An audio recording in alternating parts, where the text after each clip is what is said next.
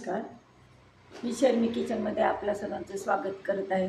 आता सध्या लोणच्याचे दिवस चालू आहेत, त्याच्यामुळं मी आज तुम्हाला लिंबाचं उपवासाचं लोणचं कसं करतात ते त्याच्यासाठी मीठ, तिखट आणि साखर. आता हे मी लिंबू चिरून घेते. लिंबू कधी पण आडवा चिरायचा, उभा नाही चिरायचा.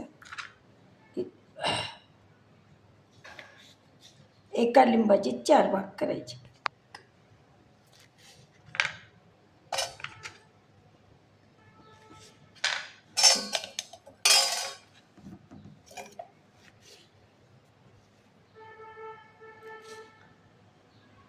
तुमच्या आवडीनुसार करा फोडी कशा करायच्यात, पण मी एकाचे 4 करणार आहे. आणि हे जे 2 लिंब आहेत तर मी असे चिरून अर्धेच ठेवणार आहे, कारण ते वरून पिळायचेत मला, म्हणजे ते मग तिखट मीठ सगळं मिसळलं जातं. आणि ह्याच्यात टिकण्यासाठी तुम्ही थोडंसं विनेगर घालू शकता, खूप दिवस टिकतं मग विनेगर घातल्यावर.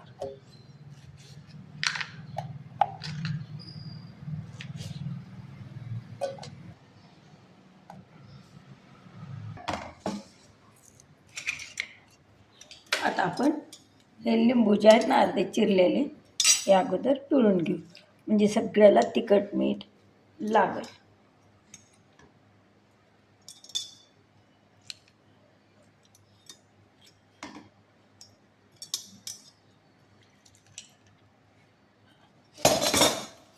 आता इथं मीठ तुमच्या चवीनुसार टाका. हे पावशेर लिंब आहे, मीठ तुमच्या चवीनुसार टाका.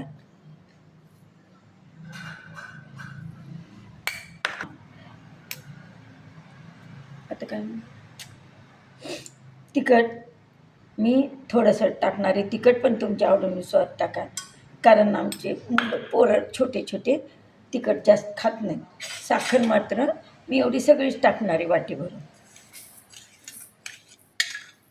कारण आंबट गोड आवडतं पोरांना. आणि आता हे मी शिजवून घेणार आहे. आणि तुम्ही ह्याच्यात टिकण्यासाठी विनेगर टाकू शकता.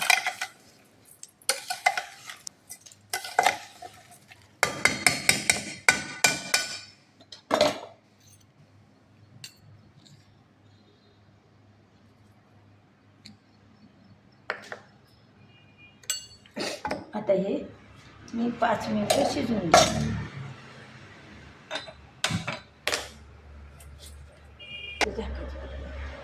शिजल्यानंतर हे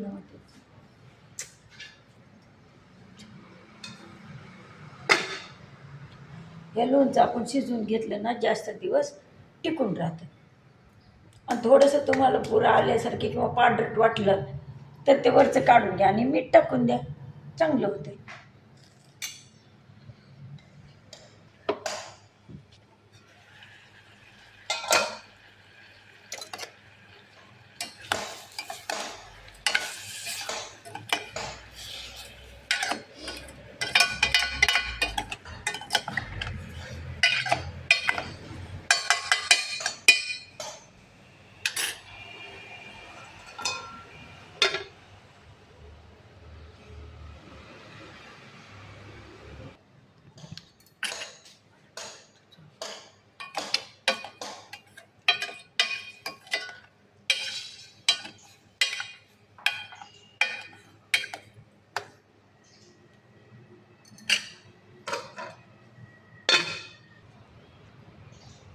हे ना मी आता तुम्हाला दाखवायसाठी मी आता लगेच मिसळण लगेच शिजवायला ठेवलं.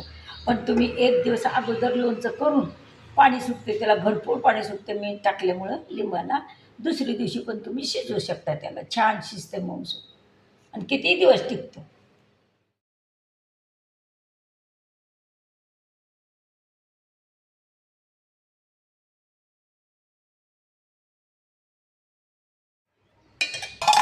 टाकू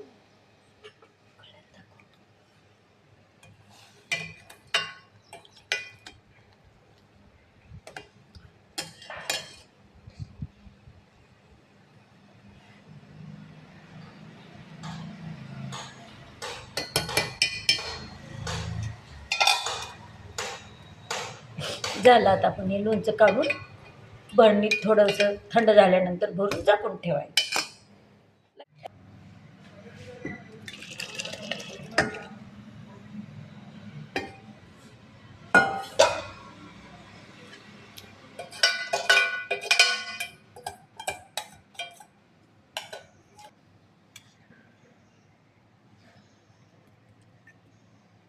आधी ह्याच्यात भरणीत टाकताना थोडंसं खाली बुडाला मीठ टाकायचं आणि मग लोणचं टाकायचं.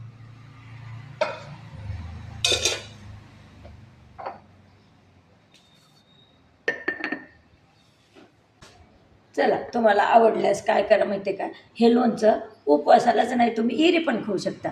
उपवासाला नुसती बघायला साबुदाणा गळत नाही, कोरडं पडतं तोंड, म्हणून तोंडी लावायला हे आंबट गोड छान लागते. थोडेसे 2-3 पापड तळायचे, लोणचं, साबुदाण्याची खिचडी, एक शेंगदाण्याचा लाडू घ्यायचा आणि खायचं. आवडलं तर तुम्ही लाईक करा आणि सबस्क्राईब.